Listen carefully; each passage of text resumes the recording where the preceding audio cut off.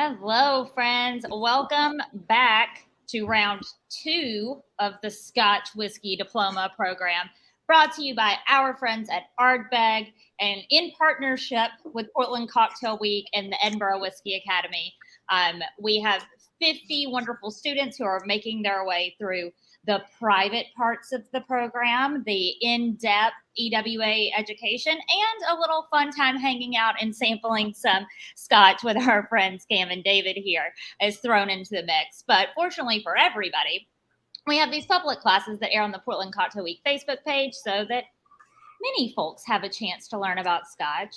And I would like to remind you that we have another round of the Scotch Whisky Diploma coming up. Applications close August 30th. I almost said September 30th, and that was going to be a lie, but because it is August 30th at 11:59 p.m. Eastern. And you can find that application at pdxcw.com/Scotch. You should apply. If you haven't put an application yet, get in there. It's a really dope education. You get a bunch of fun gifts, some fancy whiskey to taste through, and you get to work with Cam, David, and the EWA team. What more could you ask for? I personally couldn't ask for anything more. But getting back to today's topic, I am here with Cameron George, the U.S. National Ardbeg Ambassador, and David Blackmore, who's the Global Ambassador for Ardbeg, and Glenn Morangy, World Traveler, Italy enthusiast. We are happy to have you both here today, and I'm super excited about the class topic. These two lovely humans are going to help us uncover how to identify the Cam, can you say that word? Organoleptic? Organoleptic. Yes. This is why they don't pay me to teach you about Scotch, okay? I'm here to just make sure the streams happen and stuff. Profile of phenols from different categories. So we are going to be getting smoky, we're going to be getting peaty, we're going to be talking phenols, and we're going to be talking Ardbeg. So strap in and make sure you ask all of the questions. And if you're one of our 50 students, in addition to the many questions that I have a feeling y'all are going to have, because this one's sciencey and that's y'all's jam, make sure you are dropping some love in the comments to let us know we're here so we can mark you present today. Before we officially kick this off and I stop talking and let these lovely humans who can pronounce science words start doing the talking, I'd like to remind you of 4 things. Make sure you like us here on Facebook at facebook.com/pdxcw. Also, subscribe to our YouTube channel where you can find classes just like this one. That is going to be at youtube.com/pdxcw. Follow us on Instagram. Shockingly, our Instagram handle is at pdxcw. You can find out more about what classes we have coming up over our Instagram page and get friendly reminders about getting that application in for the next round of Scotch certification. And once again, just make sure you comment below and ask questions because this one is going to be fun. So with that, I'm going to stop talking and turn it over to the men of the hour. I love it. Thank you. Thank you very much there, Brittany. I can't believe that there are still people who have not gotten their applications in for the third round of the EWA certification and course. Through the first 2 rounds, we've received such wonderful feedback from all of the students who have been just really diving headfirst down into not only the production processes and processes that are inherent in Scotch whiskey production, but then also some of the history as well. So, this course is designed by our wonderful friends over at EWA, the Edinburgh Whisky Academy, and brought to you obviously by Lush Life and Portland Cocktail Week, and then also us here at Ardbeg Distillery and Brand. So, David, I'm super excited today to have you back here from Thank you. Yeah. World Travels and Gallivanting. Fresh from vacation, so it's great to be back, raring to go. Super excited to talk freaky phenols with you here today. Yeah. So with that, let's go ahead and bring up the presentation, if you would there. Let's do it. All right. So today's conversation centers wholly around Phenol 101, understanding the organoleptic profile of phenols, and then not only stopping at phenols, but then also talking about where they are derived from. So to do that, first and foremost, I thought I would teach us a little bit. Let's go into the next slide here. A little bit about what the freak of phenol is. I'm a freak for phenols, but what the freak is a phenol? So let's jump ahead one more slide into the presentation. So When we're talking about phenols, they can also go by another name of carbolic acid. It's essentially an aromatic compound that has a molecular formula, if you will, of C6. That's six carbon atoms, or six carbon elements. H5, which will be 5 hydrogen elements, and then an OH, which is actually an oxygen and a hydrogen bond molecule that share a bond. That bond is done covalently, meaning that they share they share an electron, right? So when you're looking at the chemical structure of a phenol that we have pictured off here to the right, those little the little white modules that you'll notice there, if you count those all up, there are going to be 6 of them. Those will be our carbon molecules. If you count the little black ones there, those will effectively be our hydrogen molecules, right? So if you were to look at the chemical structure of a phenol, you would notice that the inside of that ring, which is actually technically called a benzene ring, or a phenyl group, if you will. That's C6H5, so minus the OH, right, from the back end. So that phenyl group shares, and that benzene ring effectively is built in what's called a benzene ring. So it has single and then covalent bonds all the way throughout it, basically oscillating between single and then into double and then into a single and then into a double. So that means that the chemical structure of phenols are incredibly resilient and actually really strong enough even to survive in fermentation, distillation, as well as even in maturation. It is true that the farther out and the longer you continue to mature a single malt Scotch whiskey or a heavily peated single malt Scotch whiskey, that you'll actually lose some of these phenols. And the reason for their degradation and loss is actually primarily going to be the stripping out or the catalyzing of them from a liquid solution that happens because of the char layer in an American oak bourbon barrel. So they actually are pretty resilient, but they can be removed from solution via that char layer. Now, if you'll go ahead and move us one more slide, and then we'll get into the nitty gritty about how phenols are.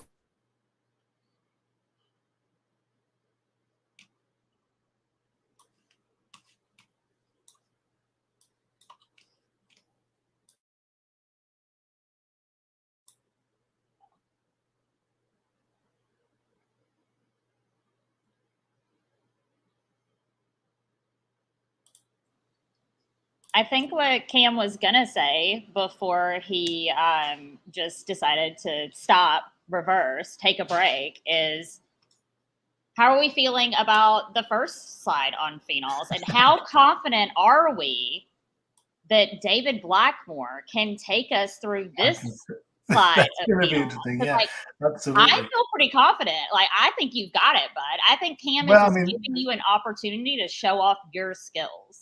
That would be great to think, wouldn't it? The one thing I was going to add from the last slide is just that, phenols are a group of chemicals that are really important in the production of a lot of things that we take for granted today, from nylon to all sorts of synthetic compounds. So they don't just apply to the world of whiskey and smoky whiskey.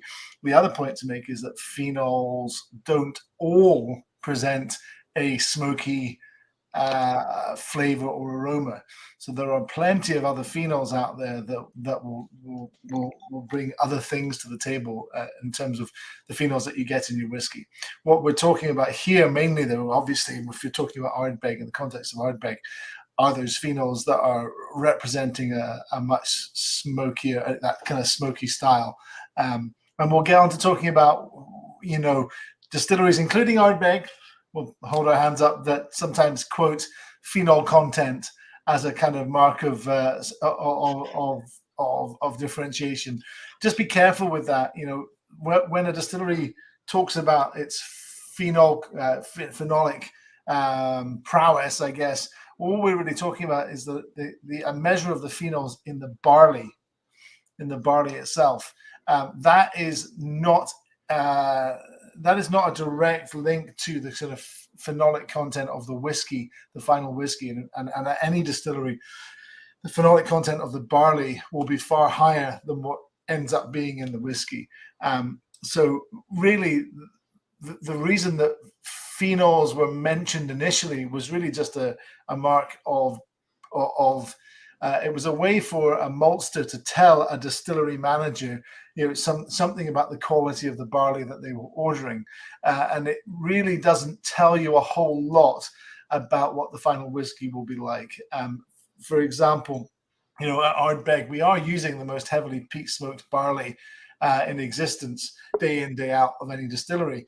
But sometimes you'll get that in Ardbeg. Other times you're going to get something much softer than you would expect. And potentially, if that same Ardbeg spec barley had been put through a different distillery with a different sort of operating procedure, you would find actually a heavier smokiness there. And it's kind of what our marketeers like to talk about as the peaty paradox. We can be at the same time very heavily peat smoked, but have an element of complexity as well. Cam, I was just sort of talking about how phenols are, obviously we're talking about them in the world of whiskey, but they are an important set of molecules that are essential in the production of all sorts of things, from nylon to various plastics and all those nasty things out there. But they're essential to life, basically, in terms of the modern world we live in. But the other point I just made to everyone, Cam, getting up to speed, was that not all phenols in the world of whiskey even present a smoky character. So you have to be careful about just counting up all the phenols in the room and assuming that will make the smokiest whiskey. And the third point is that phenols are usually measured in the barley, which doesn't really translate particularly to the whiskey. But glad to see you back, Cam, because you can handle the next slide. Absolutely, yeah. I should be a politician. I padded pretty well there. Hey, it was so kind of you to give David the opportunity to run through this, practice a little bit. I know he's still learning, so we appreciate that, Cam. Do you know what? I really wish I need to get Blackmore Senior, my dad, in, because my dad is a retired research chemist. Mm-hmm. Who could talk us through this with his eyes closed. Okay, so now we are 2 for 2 on streams where we've come up with an idea for public classes for the next round. So the only downside is, Rick, that we would get my dad talking about this one slide for 2 hours. Mm-hmm. So it would be just like having you on the stream. Perfect. Love it. I think it's great. Well, I'm going to let y'all continue because I know this is only going to get more in-depth and more sciencey. We're going to be talking about more chemical compounds and how they show up in Ardbeg. And I don't want to hold anybody up, but I'm here. If for anyone freezes and you need me to just say words to fill time, I am your girl. I love it. I love it. Well, we're right back at it. So on this slide, I absolutely love it because you actually get to see the heart and soul of the phenols and the phenol group as well. Off to the right, you'll actually notice that we have a couple of different phenols, about 12 of them to be exact. To David's point, there are well over 10,000 possible and registered phenolic compounds, of which the human palate can really only detect between 12 to 15 super specific phenols. But the reason that this slide is so important is because at the heart and center of the phenolic category sits something that's called a benzene ring. And so the benzene ring it also goes by the phenol group, if you will, is actually at the heart of every single one of the illustrations, that you can see right there. So that benzene ring essentially is the chemical formula for that would be C6H5. So 6 carbon atoms that are bonded to 5 hydrogen atoms. The benzene rings are incredibly important because of their strength. They really don't break down over time, and that means that these phenols by nature are quite resilient. They can withstand the chaos of fermentation, the aggressive energy output that is distillation, and then of course also maturation as well. So what you'll notice is that in the internal structure of the benzene ring, you'll have effectively 6 carbon atoms that are bonded to 5 hydrogen atoms. Those bonds happen in a way that is oscillating between single and then covalent or double bonds, again, meaning that they share an electron. That means that the chemical structure of phenols, or that the chemical structure of this group, is incredibly resilient and very strong. So I'll show you a couple of the different phenols that you have, that we have basically queued up here as well. One of them is going to be M-creosol. Another one will be O-creosol. And then another one actually that we haven't mentioned so much, and that I actually didn't have written down here, is 4-ethyl-eugenol, which is one of my favorites because it's what gives you this like bacon kind of sooty but meets bacon fat aromatic profile that I pull out of a lot of the different Ardbegs.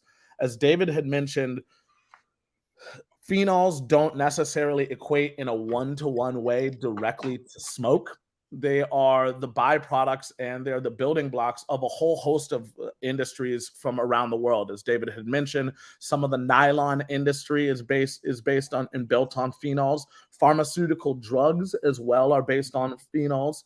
Herbicides as well as some detergents are phenolically laden and phenolically based as well. And you'll find things like, some of these phenol derivatives are important things like wood preservers. And no surprise when you smell some of these really peated, smoky whiskies, people will say, "Oh, that smells like railroad ties," or "It smells like a wooden garden fence on a hot day."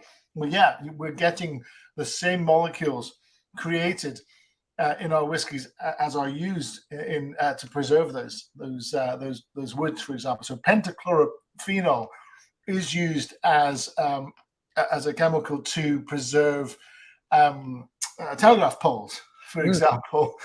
So yes, you will get those aromas in your whiskey, and it will take you to the kind of memories of summer, I guess, when you can really smell that when you're out walking and stuff.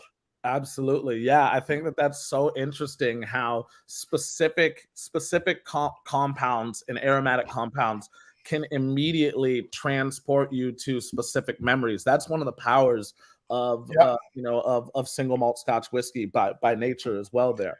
If I'm honest, I think it's the thing that it still excites me the most about whiskey is that link between your senses and memory. For me, I'm an old romantic at heart, and I love that sort of idea of memories that I've completely forgotten, just pinging back into my head from the sensation of just nosing a new whiskey quite often. Absolutely. Yeah. Even if we look at the first extractions of phenols, those were closely tethered to and actually extracted from coal tar, right? Mm-hmm. So there is like a coal aspect to a lot of the whiskeys that not only we make at Ardbeg, but the heavily peated whiskey category produces. Yeah. There is an herbal or herbaceous kind of element to a lot of the whiskeys that kind of draws and pulls from homage of the herbicide industry that utilizes phenols as well. And then there's also a medicinal quality to a lot of the whiskeys that we create at Ardbeg and then across the category as well. And that's a nod back to the pharmaceutical applications of a lot of the phenols. And we shouldn't be too surprised about that because, these are certainly the early derivatives from coal tar and now from the petrochemical industry. We're using peat, which is also a fossil fuel. And you're getting the same compounds. Exactly. Yeah. Well, that leads us into a conversation about how phenols find themselves to be relevant in the world of single malt Scotch whiskey. And to do that and to lead off in that conversation, we need to understand peat. So let's pull up the next slide that starts to ask the question, well, what is peat? Yeah. David, would you mind telling us a little bit about your masterful knowledge of what is peat from around the world? Peat, to put it simply, I guess, is semi-fossilized vegetation that, over the many centuries, thousands of years, as each summer the vegetation grows. In the autumn, it falls to the ground, starts decaying, and you get layers and layers and layers of this decaying vegetation building up over the centuries. If you were to leave that long enough, it would be compacted to a pressure, and it had been there so long that you would end up with coal, more than likely. Mm-hmm. Now, all we're doing here is looking at peat that's on that journey to becoming coal. It's a fossil fuel, but it hasn't been compacted to the level of coal. So whereas coal burns with usually with quite an efficient flame, relatively speaking, when you dry peat, because you have to get the moisture out of it first, of course, then you have this burnable fuel, and it will not burn very efficiently. And when it isn't burning efficiently, it's creating a lot of smoke. And that smoke is the key to what we're doing when we're smoking our barley. And in fact, a maltster who is trying to make heavily smoked barley, if the fire has loads of flame in it, they're going to get told off and fired if they keep doing that. What we're looking for is almost no flame at all, just this billowing white smoke coming off the peat to most efficiently smoke the barley. Absolutely. Yeah. I love that. So let's go ahead and jump into the next slide here as well. This slide tells the story of how peat isn't necessarily distinct or only found in and around Scotland, even though I would say Islay is the home of the ancestrally peated whiskies. Because there are not a whole lot of other fuel sources on the island. Mm-hmm. A lot of the island has been deforested and was deforested even back in the Mesolithic era. We know that inhabitants called Islay home back even to past 10,000 BC. So that Cam's gone again. Oh, he's back. You're back. Thought you'd gone again. So we know that peat was that peat has been the lifeblood and the fuel source of the people living on Islay and then also around Scotland for thousands of years, right? They've used it to heat their home, cook their food, and ultimately to make their whiskey as well. A couple of things to add to that. Some of that deforestation is actually what has built up some peat bogs in Scotland as well as the type of topography changed. The other interesting thing is that the reason that Islay is so synonymous with peat is down to another fossil fuel, coal, and the use of it to create the Industrial Revolution.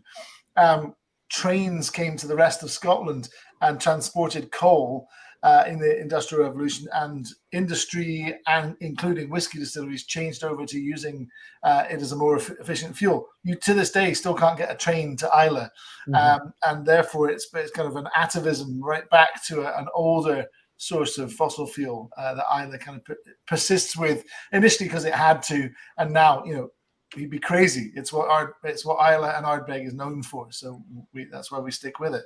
You're seeing my little face because we have some questions that I think are perfect for this part of the presentation. So we move on, because I know that this gets much more in depth. So the first one is from Duran, who's one of our students. Are there any of the detectable phenols that are destroyed during distillation? And are there any that are added during casking? That's a great question. I would say that during distillation, most of the phenols will be changed during distillation. I don't know the full details on that. Cam, you might have more insight. And there's likely to be some breakdown of phenols during distillation. We certainly see a drop from the phenol measurements in the barley coming into the distillery, and we end up with about a third of that in the new make spirit. So there will be a breakdown to a large extent there, and then we're actually seeing breakdowns again in the barrel. Do we see any phenols coming in during maturation? More than likely, yes. Absolutely. Yeah, I would say that David's answer to that is absolutely correct. There's definitely an attrition rate that is quite high for these compounds throughout the production process.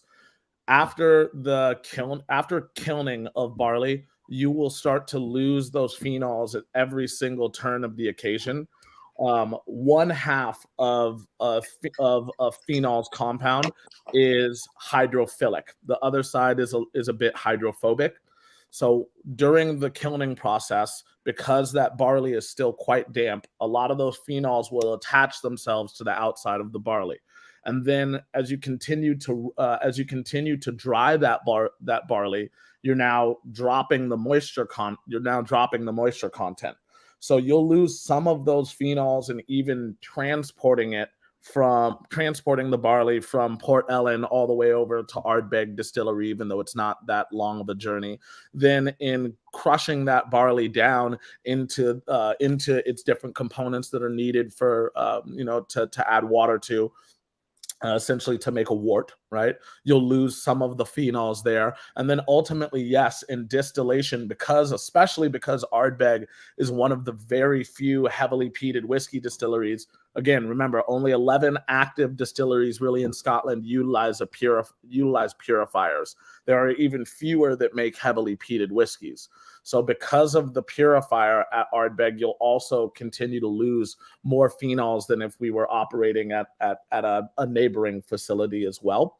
And then in maturation's really interesting, because I would say that you'd have the introduction of some phenols, but you'd also have the introduction of like oak lactones, and then also guaiacols as well, which can carry a signature that's fairly similar to a lot of phenols, right? But I don't think the influence of ones that carry forward a smoke-laden aromatic profile, those come into the conversation during the malting process, not during maturation.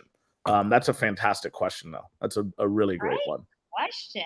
And this one I would love to go ahead and address, because I'm lucky enough I got to see these slides before the class, so I kind of know how this goes afterwards.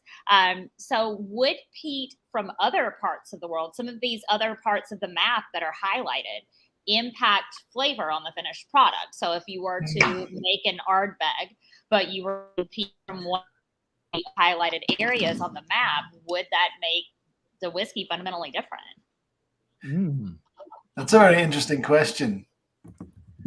I mean, it might be something that a very experimental, forward-thinking distiller should maybe be looking at.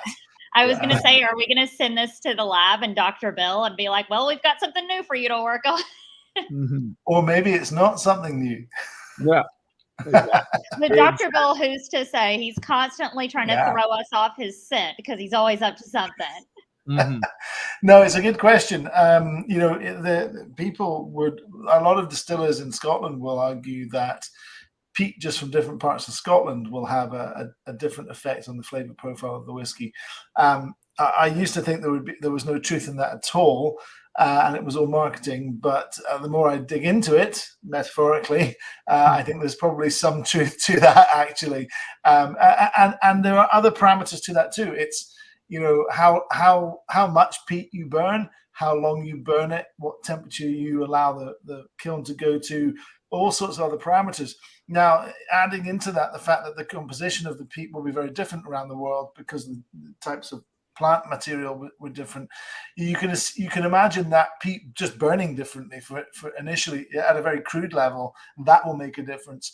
But the very fact that there was different plant material, you will see differences. I'm sure of it. Some of the peats, you can see there are still peat bogs on this map. You can see there are peat bogs in Southeast Asia. There's some in Africa and South America. That would be fascinating. We'd have to be very responsible and take very small amounts. Obviously, this is a fossil fuel and actually acts as a very good carbon sink as well. So it's something we can't avoid talking about, is the climate effects of using peat. But if we look at the amount of peat that the Scotch whisky industry uses as a whole industry, it's kind of less than 1%, I think, of all peat used today, and most peat, certainly in North America, is used for agriculture and gardening. A lot for agriculture, actually. So we think something like 50,000 years worth of peat left on the one peat bog, the Castle Hill bog on Isla. So we're not too concerned right now. That is a really good Cam. question. I'm just going to add a couple of colorful kind of accents on what David has already said. In Scotland, there are 4 main peat bogs that are utilized for commercial production of peat, and those are going to be located in and on Isla. There's one up towards Aberdeenshire, in St. Fergus. There's one in the Speyside called Tomintoul, and then also the one up in Orkney as well. The one on Isla and then up in Aberdeenshire are a bit richer in terms of phenol, in terms of glycol, and then also syringols as well.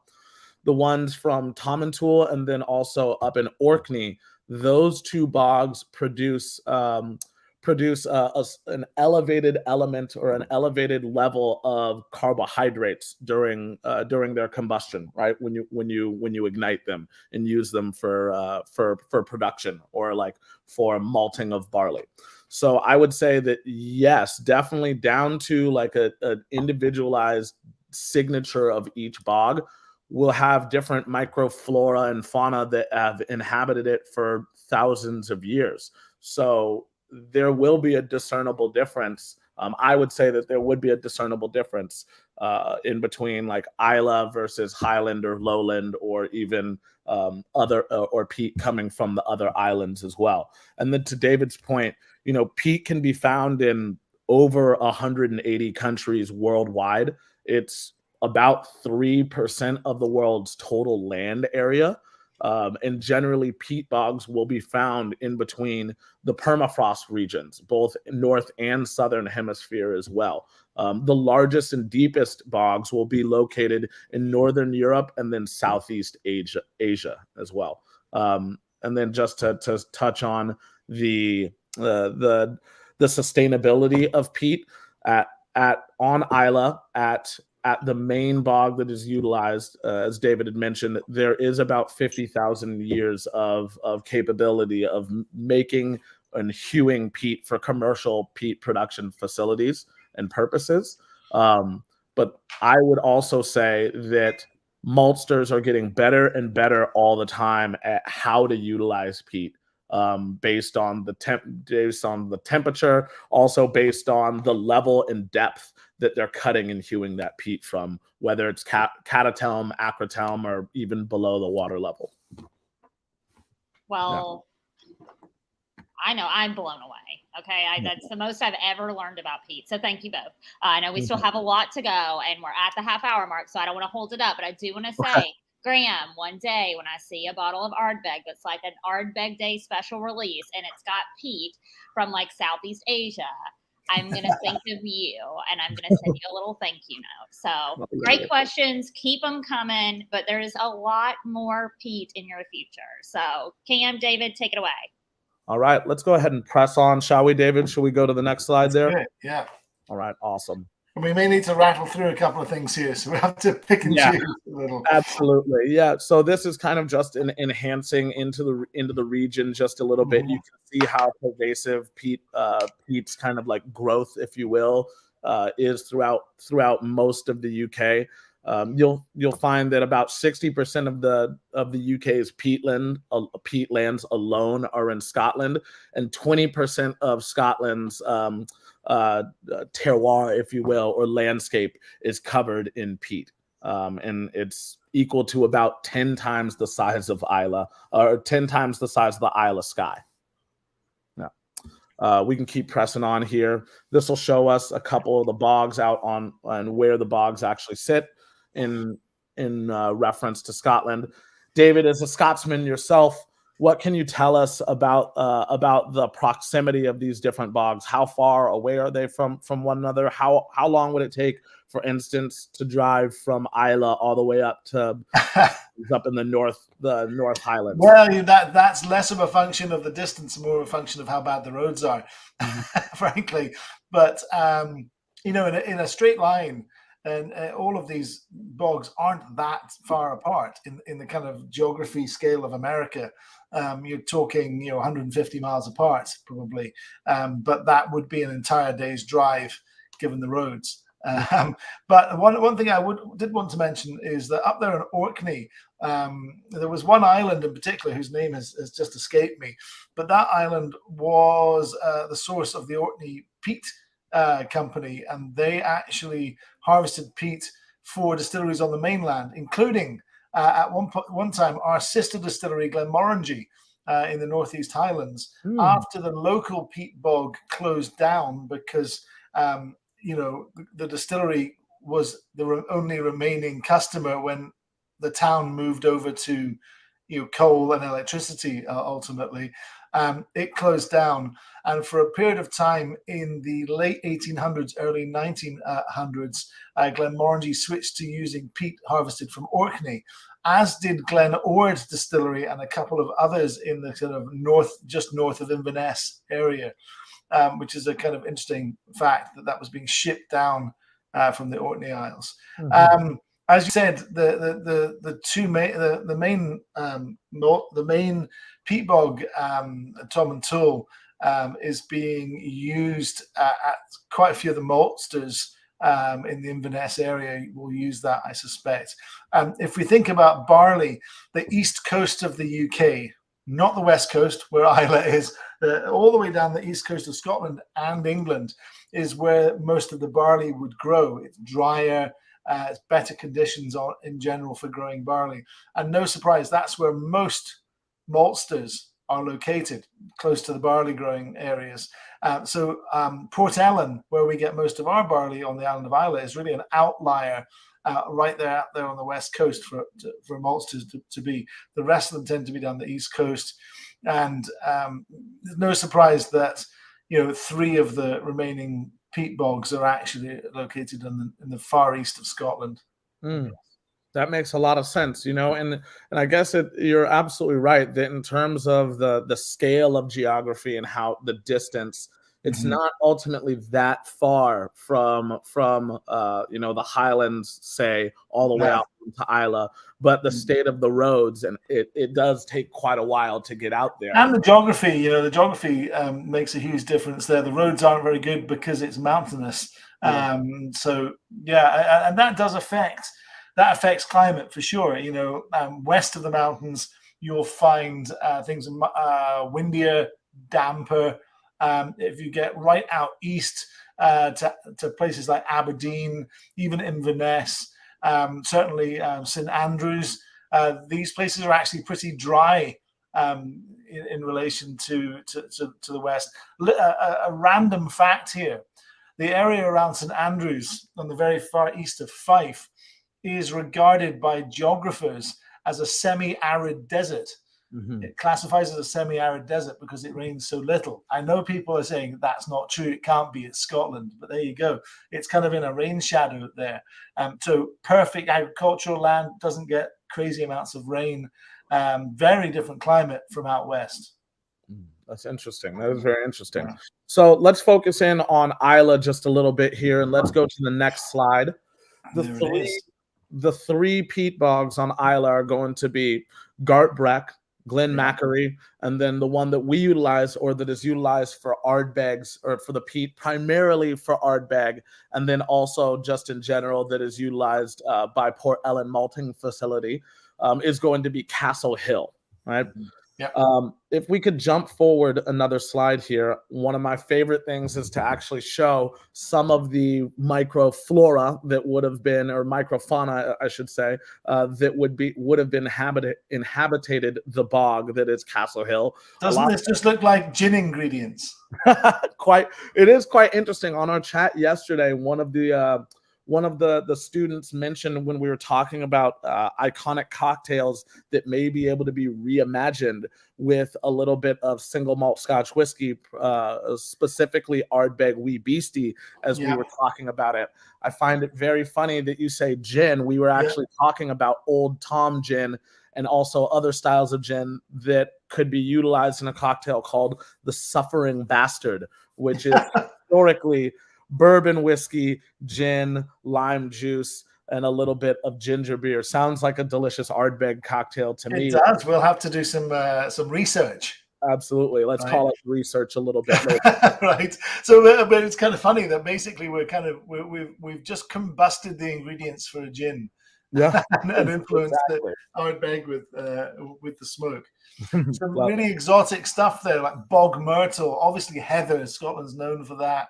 Yeah. Seaweed, in the more coastal parts of Scotland, some of those bogs are influenced by seaweed, and Castle Hill being one of those. I suspect there is some seaweed in there, but a lot of sphagnum moss, round leaf you see certainly still growing on the hills of Scotland, and bog cotton as well. Mm-hmm. So let's go ahead and talk a little bit about how the two different types of peat bogs that you'll commonly find in Scotland actually are formed. You made a little bit of a mention earlier to this, so if we could jump in to the next slide, this is actually quite interesting. So I guess let's go ahead and talk about blanket bogs first. You had mentioned that the deforestation that would have happened back in the Mesolithic era from like 10,000 BC, also all the way even further back to about 15,000 BC. Some of that deforestation would have influenced the development of some peat bogs. I wouldn't say by any stretch of the imagination. Lost you, Cam. Do you have me here? Awesome. I wouldn't say that blanket bogs in any way, shape, or form are man-made, but they're influenced by mankind, right? And it's that deforestation that has led to a little bit of the development of some of these bogs, right? So when you think about these blanket bogs, it would have been a hewing or a deforesting that started to basically develop a lot of moisture in the soil. That moisture and that waterlogging would have killed off a lot of the other root systems for some of the trees. As that would have happened, you would have had an acidifying of the topsoil, because these trees weren't there to remove a lot and weren't there to utilize and move a lot of the nutrients. So what then would have happened was a propagating of kind of like lower level and smaller vegetations, thing like roundleaf, sundew, sphagnum moss, and then ultimately heather as well. For hundreds and thousands of years, those things would have grown on top of each other, effectively killing off the layer beneath it, which would have amplified the amount of acidity that was happening, but then also at the same time would have created moisture rich but like very water solute, kind of just a really damp environment as well, right? And that would have then led to a slowed rate of decay, which means that now today peat has a lot of we haven't lost Cam. Awesome. So I'm still here. So what that would have led to is that then you would have had slightly decaying plant matter that then could have been hewed out of the ground, and then once allowed to dry, you could have actually used that as a sustainable fuel source. And that's exactly what the people of Islay have continued to do for thousands of years. As David mentioned, that during the time and the development of the steam engine or the coal engine, trains weren't brought to Islay. So peat has quite literally been the lifeblood and the force on Islay for thousands and thousands of years. And I think the creation of that peat, as you so correctly kind of described it, really mirrors how people have changed the landscape as they went from being kind of hunter-gatherers to chopping down trees for land grazing, and over time then settling, instead of being nomadic, settling in one place and farming. And over time, they then discovered that the very fact that they had chopped the trees down, they created this peat, which they could then use as a fuel, because they were becoming, more, I don't know what the term would be, more settled, and were looking to do such things as cooking and heating their homes, as we went from kind of being nomadic to being much more an agriculture-based society. Absolutely. So let's jump into the next slide, because that'll actually allow us to talk about the second type of bogs, which are going to be raised bogs. you'll find that that two of the bogs on Isla are actually going to be blanket bogs. Castle Hill is a blanket bog.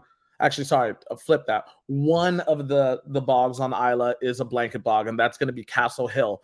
The other two are going to be what you would call either moss basins or raised bogs, right? So that raises the question, well, what is a raised bog? If a blanket bog was influenced by humanity and mankind, the antithesis is, or the exact opposite is true for a raised bog, where raised bogs are essentially the byproduct of the receding of the ice age and the polar ice caps. So as the polar ice caps started to recede back across the landscape, they left these fairly large divots, and those divots would end up being filled in ambitropically via rainfall. What that led to is you would have a series of small lakes that would have dotted the countryside of most of Scotland. A lot of them are still actually there. Even something like Loch Ness would have been the byproduct of this exact same procedure or process. So as a lot of these small lakes would have had things like fern and heathers and fins that would have started to grow around them, that would have choked off and started to stagnate the water source, again leading towards an element of acidulation or acidifying. And things like roundleaf sundew, sphagnum mosses, all of those low-lying shrubberies grow really, really well in semi-acidic environments. So that would have propagated their growth, again, choking out the water source, and then ultimately leading to those things propagating and growing on top of each other, thus creating that same damp and then oxygen-deprived environment, which would have been perfect for peat to start to develop there. All right. Okay, before we move on from bog time, we do have some very bog specific questions, as most of us do. I do every day. I'm constantly thinking up bog related questions. But I'd like to address some of them before we move on, keeping in mind that we are nearing the 15-minute of then I'm going to have to start texting Cam and David and being like, we really got to go. People have to go to work. So only yes or no answers. Just kidding. Short answer. So one of the questions is the price of peat between all of the bogs? So if I wanted to go to one of the bogs and find the bog man and say, can I pay you for this peat? Is it all relatively the same price, or is there a particular style of bog where that peat is considered like a higher quality, therefore is more costly? I think it's pretty much all the same price. Yeah, I haven't heard anything to lead me to believe otherwise. And then, are there any brands that use a particular peat for the barley, and then a different peat for other parts of the process? I think is what this question is trying to say. Well, I mean, the only part of the process where you would have peat would be in malting the barley. Has anyone played with different peats? Not. They probably have, not that I'm aware of. And when talking about what we're doing, I have to stop talking now. Yeah. I do not want the Ardbeg team coming for me. So secrets are safe here, mostly because we're like, whoa, that's the end. Can't say anymore. And then Ashley, I do see your question. Does that mean that they will eventually run out of peat? I know Cam and David mentioned earlier that for the bog that Ardbeg uses, there's about 50,000 years worth of peat, unless as science progresses, there are different ways to use peat and different ways to get the most out of it. And you can regenerate. I mean, it does regenerate also. The way that it is cut by hand, certainly, the bogs will regenerate over time. If we're cutting, if we're cutting sustainably, you should be able to keep it going. And Dia, if I messed up your question about the using different peat, I'm sorry. We can definitely go back to that in one of our sessions upcoming because Gia is one of our students. Answer the question about. I'm in the war room at camp, and the ice machine is directly next to my ear. So, like, thinking is a strange process right now. And also, Cam and David just keep giving me all of these science facts, and my little brain is doing its best. So, if I messed up your question, it was not on purpose. Well, some of those things will actually become pretty apparent as we move through the last few parts of this of the presentation here. If we could pull up that next slide, it'll actually lead us directly into talking about the regeneration of peat. As David had mentioned, that when you're cutting or hand cutting and cutting by hand, it presents you with an opportunity to like reseed or repropagate the growth or regeneration of a bog as well. So generally what will happen is the section 1, that layer of turf as it's called, which is made up of a lot of organic materials such as grasses and heather, that's actually removed, and that's not utilized for the hewing or the cutting of peat. So they'll take the turf section off, and then they'll actually, when they're done harvesting or cutting or hewing, as it's called, from the acrotelm or the catatelm, which are sections 2 and 3. When they're actually done cutting, they'll reseed or lay the turf back down so that it can become the future generations and so they're not wiping out all the living material and allowing that to continue to kind of collapse and decay over time, which would build the peat back up. Exactly, right? So the acrotelm is quite important. This section has a bit more organic material, while the catatelm is much closer to now becoming essentially coal, if you would there. When you cut down, 10 meters down into a peat bog, you're unearthing the topsoil from basically 10,000 years ago, right? And Cam, at the time we were on Castle Hill peat bog in 2019, I think we had a special drilling tool to try and measure the depth of the peat, and we went beyond the length of the tool at about 29 meters, something like that, which is what's that, like 80, 90 feet of peat. Yeah, it was wild. Absolutely wild. Let's go ahead and move forward to the next slide. This will show us an awesome kind of cross-section shot of the water level in relation to the acrotelm and then catatelm, and then also the turf layer there as well. I just absolutely love this shot right here, and it actually leads us into a little video of the actual bog itself at Castle Hill. If we pull that one up, love it.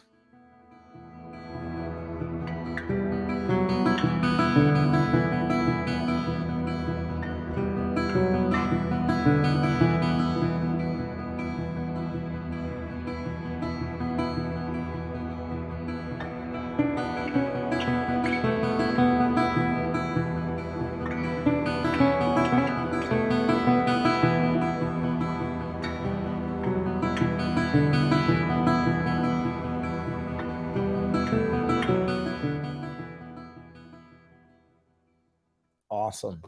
So David and I were actually back on the island, and we're there for the last few days of the peat cutting and hewing season this year, which ran into early June.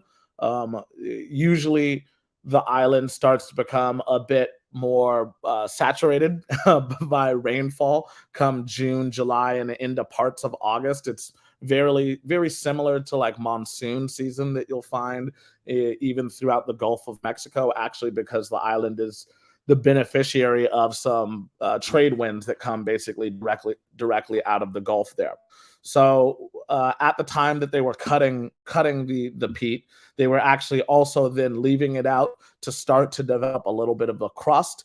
Those bricks or those bricks that they've hewn and cut are actually placed after they're allowed to dry on the ground for just a couple of days. Then they're actually arranged in this little structure that you'll see off to the right, which is called a rook. And it actually sits in these rooks for about 3 weeks to about 3 months depending on how wet it is on the island and then also the pressure and temperature of the island as well. Right. We can actually move forward into now talking about where peat becomes part of the process and how the utilization of peat now gives us those phenols that we started with at the top of the hour here. So when you're talking about using peat, the utilization of peat happens during the malting process. David, I believe there are 4 steps to the malting process, correct? There sure are, sir. Absolutely. Yeah. So those would be taking the barley, first having it, steeping it, germinating it, and then I would say the most relevant to Ardbeg is going to be the kilning of it as well. So David, I'm wondering if you might be able to talk us through the next couple of slides, which are going to be steeping, germination, and then kilning. I will do my very best. So here's a picture of the steeping vessels at Port Ellen Maltings. And if you ever get a chance to visit Port Ellen Maltings, you first of all, you need to have a good head for heights. This place is, but Cam does not have a good head for heights. That's why he's laughing. This building is by far the tallest building on Islay, and got special permission to be that tall. But it breaks all kind of any other building wouldn't get planning permission. But it's a kind of essential to the Islay life for most people's jobs on the island. So we start with steeping.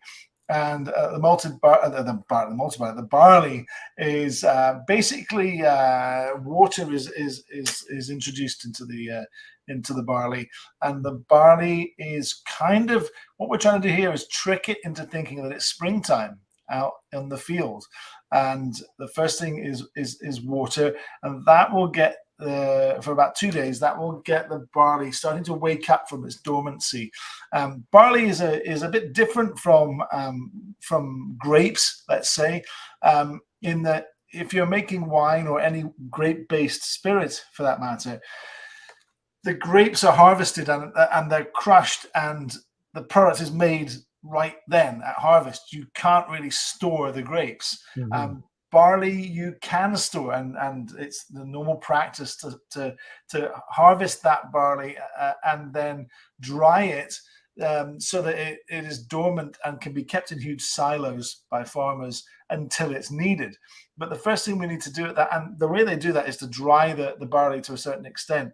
The first thing we need to do here is to re-wet the barley and bring it out of its dormancy and get it thinking about becoming barley plants again. So that would be step 1. Next slide. I'm trying to think what's coming next. Here we have germination. Yeah, absolutely. So now the barley has come alive, and you'll see those little sprouts coming off the barley. They're little chits coming off the barley. And in fact, at this point, at Port Ellen Maltings, there's an incredible aroma that is like kind of strawberry yogurt. Mm-hmm. And believe it or not, honestly, the maltsters always say they know if the malting's going well, if at this stage it smells like strawberry yogurt. Very weird. So we're transferring the barley at Port Ellen, at least, to these very large germination drums. Next slide.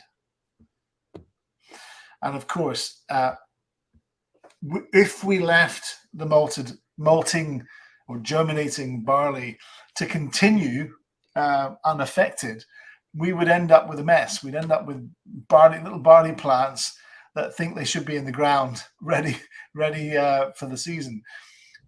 We need to stop the germination process and stop it once and for all here. So this is where we dry the barley again. We heat the barley to a certain extent, and we dry it and we remove the moisture. And at that point, it's dead. What we hopefully have done at that point is create the precursors ultimately to the sugars that the yeast will need to create germination. But at this stage, we've stopped the malting process. We've dried the barley completely, and this is the part where, if we want to make a smoky whiskey, we will introduce peat smoke from a kiln. And usually these days, it's a kiln that sits aside from the malting process. and the main floor, or whichever method you're using to dry the barley, and the smoke is actually drawn into the barley with a large fan of some description. Anything to add, Cam? No, you absolutely nailed it. I will only add that the smoking of the barley happens through the first 12 hours, generally, of the kilning process, and it looks something like this little video that we've got for you.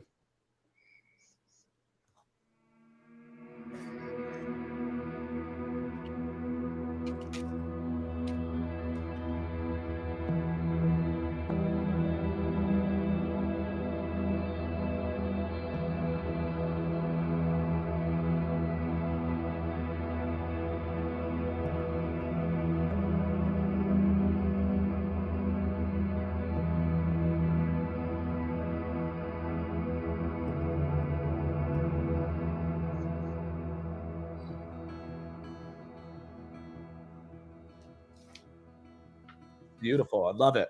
So that next slide that we'll show you shows you what the barley will look like through the 4 stages. Unmalted barley to the left, through germination, the little chits that David was mentioning, through kilning. You've now seen that the moisture content has been stripped back out of the barley, causing the husk to start to break and fracture just a little bit. That husk is actually quite important, as it's going to be the vehicle that the phenols actually attach themselves to. They don't permeate all the way down into the malted barley starch that you're seeing. They actually ride on the outside of that malted barley after the kilning process. Now, when you're talking about peat across the industry, some distilleries will say that they're very lightly peated, and we can go to the next slide here. Lightly peated will be about 10 parts per million. Medium body of peat is going to be about 20 parts per million. Heavily peated is anything over 30 parts per million. And then you have the iconic Ardbeg at 55 parts per million. And up. Yep, and up, and upwards as well, right? Let's go ahead and move into the next slide, because just as David had mentioned, the family of aromatics that you would attribute smoke to kind of plussing up, if you will, there would actually be 5 different categories, and they'd be medicinal, herbal, savory, coal, and wood, right? So those five families of aromatic profiles, those can be directly linked right back to some of the phenols that we started with at the very top of the hour. So when you think about medicinal, some of those TPCs and plasters that really start to come to mind, herbal or herbal, as we will say in the States here, would really start to tell a story of some of the vegetation that grows around the island. Savory is going to be things like cured meats, almost something that gives you a little bit of a sweetness at the same time. Coal would represent some of those creosoles that we had mentioned, both M and O creosole. And then wood-based or woody phenols are going to be some of the glycols that would come into factor, or even the sweet and spicy syringols as well, which are some of the other phenolic compounds that you'll oftentimes find in some of the Ardbegian whiskeys. David, anything to add on perceiving smoke? No, I think you nailed it there. Nothing really to add there at all. I love it. Yeah. Well, maybe you might have something to say about the tool that we developed at the Maison level called the Pediotic table that will wrap up. Pediotic table, indeed. So that should be next slide. Yeah. So what we've tried to do here is create a way to kind of identify both the characteristic aromas or responsible that the peat is responsible for, and others as well. So we're looking at. Can you still hear me? Yep, we're still good. Okay, we're looking at everything that might be in our whiskies, and trying to create a useful tool that lets you pick out, the smoky characteristics, but the other things in Ardbeg as well, the fruity notes, those kind of winey or nutty notes, as you can see going through, right through floral notes, malty, salty notes as well, and it's just a useful tool to be able to help you kind of make sense of what you're nosing and tasting when you're trying Ardbeg. Absolutely. And those aromatic profiles will differ, whether it's from Ardbeg 10-year-old, which should pop up on the screen here now. 10-year for me definitely leans into a little bit of the creosote and leans into some of the more floral and even citrusy elements of Ardbeg, less of the winey or even nutty characteristics that may differ from Ardbeg Anno, which has a completely different flavor profile. Again, remember, it's not necessarily the parts per million that are changing, just the way that they behave and manifest themselves on the palate. And the interesting thing to mention here is that some of the aromas and flavors here that are not due to phenolic compounds will, in their own way, affect your perception of everything else. So you have to look at it almost like building a cocktail. You change one thing, and it can seem like you've changed everything else as well. It affects the balance of the overall experience. Absolutely, yeah. Let's take a look at Ardbeg Ugadal, which should be next there. One of my favorite of our whiskeys. There's definitely a perceived sweetness to the whiskey as well as a meatiness to Ardbeg Ugadal that I love. And then lastly, Ardbeg Corryvrecken as well. My all-time favorite here. I always think there's a level of spiciness in this that is just fantastic. And that there's certainly a little bit of that savory note in there as well. Absolutely. Right. Well, I hope that that everybody has enjoyed our Phenol and Peat 101 course. Brittany, how did we do on time? You did great on time. And speaking of time, I had an awful one. Just kidding. I've had so much fun. For everyone who is watching, Cam and David and I are very good friends, and most of that is based on roasting each other in our group text. So when you see that here, it is all out of love. We did have some questions come in, and I think several of them are pretty straightforward that we can get through kind of quickly. And then there might be one or two that might take a little bit longer. So I'd like to save those for the end, so that way, in case someone needs to jump now, then they're not in and they feel comfortable, with the content overall. They can go and they're not really missing much. So the first one, and I knew these were going to come in. It's actually three, but they address the same thing, is how can folks access that flavor wheel that you showed and the periodic table? And if that answer is, Dear Brittany, I will send you a PDF and you can send it to the Scotch students. Or Dear Brittany, I will send it to you and you can put it somewhere for all to see, like in the comments of this video. I'm happy to do so. Also, if it's proprietary, I understand, because I know there's a lot of mystery shrouding Dr. Bill's work. I think it would be fine to share it, to be honest. I absolutely love the idea of us sharing it, either with the wider audience and having it live up on the Portland Cocktail Week page, or maybe making it an asset for only the students of the course as well. I don't know. Well, y'all think about it, and then you let me know how you would like me to share it. And just for those of you watching, not only am I already at Camp Run-A-Muck, but Cam and David are both doing a lot of work for Camp Run-A-Muck right now. We both have a Glenmore and G-Pool party and a very smoky Ardbeg dinner. So if it takes a minute, we did not forget about it. We will get it to you by the time the course is over for our 50 students. And we'll report back on where Dr. Bill will allow us to store the information. And then our next question is for the I think it was the germination process, the strawberry yogurt smell. Are there any other markers that you're looking for, like the length of the sprout, or is there something else that it's like, oh yeah, this means this is for sure ready? That's a really great one. I would say it is one of my favorite things that when you're driving through Isla, specifically when you're driving through Port Ellen on a day when they may be, partway through germination, because again, it is a 3 to 5 day process right in there. So on some days when you're driving through Port Ellen, it genuinely does smell like strawberry yogurt. I would say that signs of a very healthy germination space are when it does start to put down those rootlets and and starts chitting. one of the things that they're looking for is to make sure that they're turning that barley. So the germination drum is actually slowly rotating to make sure that those chits don't basically lock themselves together and make like an immovable mash. And that it's all happening uniformly at the same time, because Exactly. the very traditional way of having a floor maltings, which is easier to kind of understand, isn't really the best way to malt your barley. Yeah. And in fact, that's why with technology and progress, other methods have been created.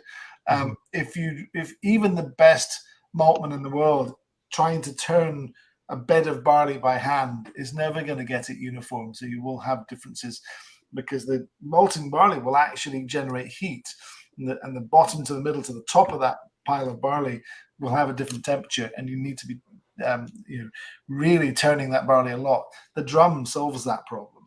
No, exactly. And that was going to be the next thing that I said, was the uniformity of the temperature as well is incredibly important. You allow it to get too hot, you're actually going to be effectively like hampering the conversion of starches into sugars. And if you don't allow it to get warm enough, then the same thing is ultimately happening. And then different times of the year, you want to try and control as much as you can, so that you're getting the same results. And this time of year, I think it was the high in parts of Scotland today hit 30 degrees Celsius. What's that? Like 90 something. Yeah. That's almost unheard of. So that's some of that Kentucky summer weather, right? There'll be lots of maltsters panicking a bit there. Floor maltings, problematic. A little bit easier to control in a large building like Port Ellen Maltings, I suspect. So, Brian, it seems to me like the strawberry yogurt smell lets us know that things are going well, but there is a lot of science that goes into getting us there, where we have some healthy barley ready to make us some healthy pours of Ardbeg. And then, is there a limit? Because I know we talked about kind of the base, but is there a limit to how many parts per million can be in an Ardbeg expression of like the phenolic compounds, the peat?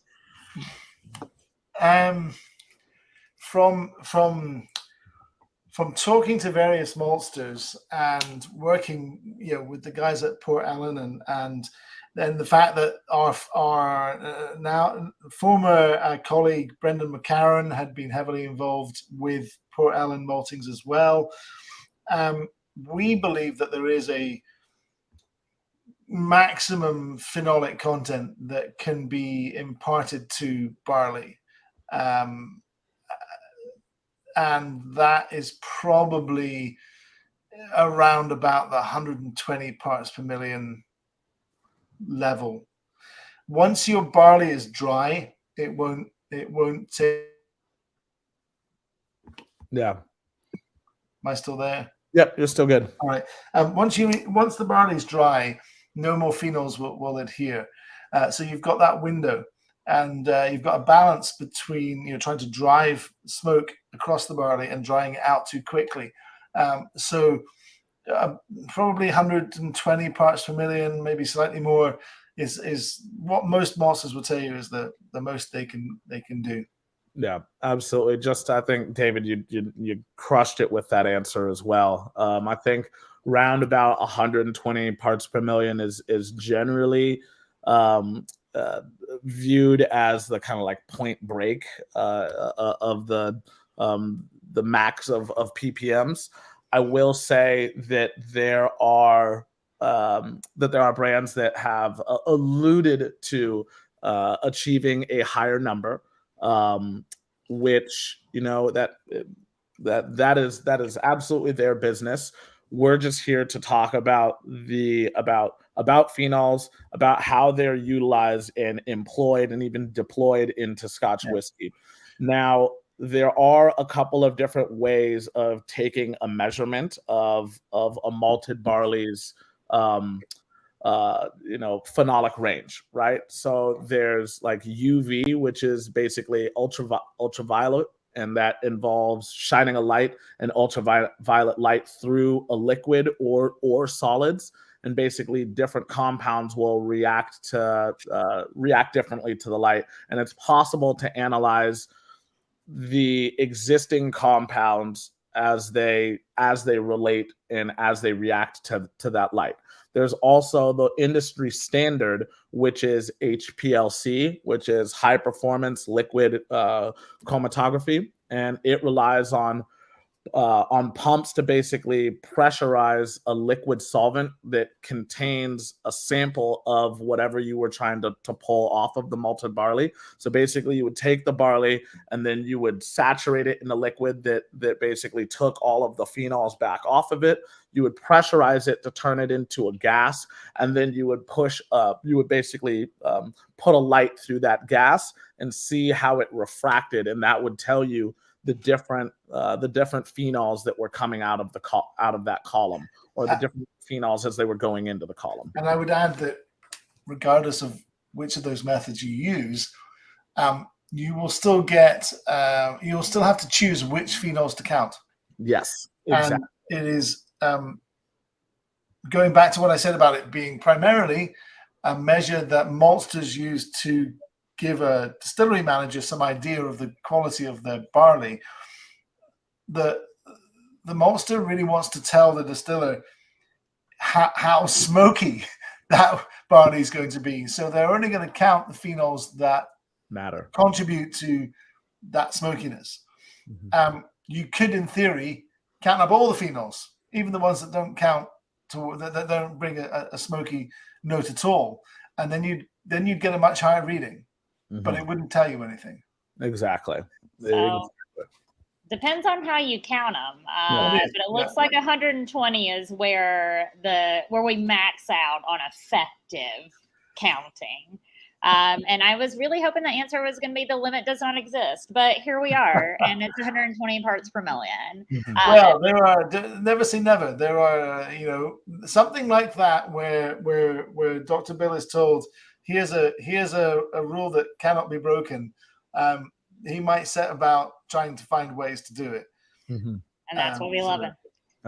And we've used barley that has a spec of like 110 to 120 around for a couple of different batches of something called supernova that comes back into orbit around the distillery every once in a while, and maybe there may be a star reemerging sometime soon here. Boy, I just love space. Don't you guys? Secrets, eh? Space is so cool. Yeah. So we did have one more question, and this one, this is gonna be the last one for this stream. This one came in, and sometimes there's a little bit of a lag between when the questions show up on my end and when they were asked. So if it doesn't make sense for where it came through for me, then it was probably for something right before that. But for me, it came in when y'all were on the slide talking about the kilning process. And the question is from David, and he asked does the peat still have a high moisture content to increase the smoke yield? So the peat will have been dried because again you're gonna need to transport it from the actual bog itself to Port Ellen malting facility, and then even at Port Ellen malting facility, it actually sits out in a giant shed that's completely covered out behind the production facility. So it does still have some internal moisture, but another technique that they're also utilizing is actually to wet the peat and spray water on top of it as it's actually been lit, because then again that's creating a little bit more smoke and not necessarily allowing it to only create heat. So I've seen that both in the peat shed and in the kiln, using a hose pipe just to wet the peat down again. There's a kind of optimum level of moisture. If it's too dry, it will just burn with a flame, and you're not getting any smoke, which is not good. So we want to use this precious resource as best we can. We want to get as much smoke from as little peat as we can. I think there's actually quite a lot of work to be done there in terms of technology. I suspect, if you look at the advances made in efficiencies of things like automobiles, aircraft engines, there's clearly got to be a lot more efficiency we can get out of maltings in terms of using our peat more efficiently. That's just purely my thoughts. Mm-hmm. Agreed. Oh, I'm looking forward to it. Well, thank you both so much. Every time you show up on this channel, it's always something new, something exciting. I'm always learning something. Even sometimes it's against my will. It's just a day I don't feel like learning something, and I do it anyway. And it's because of both of you.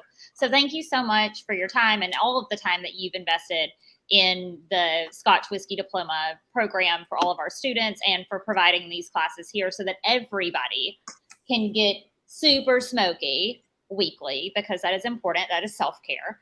And I would like to remind all of you watching that if you enjoyed this class, please hit the like or love button and show some love in the comments. I'm saying that to you because that's what they say on YouTube, and I think that's what you're supposed to do when you're hosting. So there you go. Also, make sure, in addition to subscribing to our YouTube channel, following us here on Facebook or whatever that's friending, I don't remember what it's called, and liking and loving and commenting and all of that good stuff, make sure you check us out on Instagram at Portland Cocktail Week so you can keep up with the sketch and not miss any other important scientific conversations we are having with our friends here. And follow Cam at Ardbeg Cam. He's got a great Insta. Takes great photos. I mean, not surprising. And then David also has an Instagram. Just kidding. It's Glenmo Ardbeg David on Instagram. More followers than Cam right now. Just pointing out. But you can check out both of their Instagrams. They're always posting super fun and exciting content based around Glenmorangie and Ardbeg. And for all of our Scotch students, make sure you are studying up because we are hitting the home stretch and those final assessments are around the corner. So I would not miss anything now if I were you. And I cannot wait to see each and every one of you back here next week for Planet Ardbeg. I'm so glad we got to talk a little bit about space today because we are going to get super spacey tomorrow, but not in the way where I forget a word I wrote down in my own, how to pronounce a word I wrote down in my own script, because that happened earlier. I didn't have to remind you, but I did because that's a gift to you. And if you're watching and you have not yet applied for round 3 of the Scotch Whisky Diploma with Ardbeg, Edinburgh Whisky Academy, and Portland Cocktail Week, get your butt on over to pdxcw.com/scotch and join us. You think this is fun? We have like multiple classes you don't even get to see. So get in there. Thank you both. I will see you at camp. Have a wonderful day, everybody. Roll Tide. Cheers. Bye.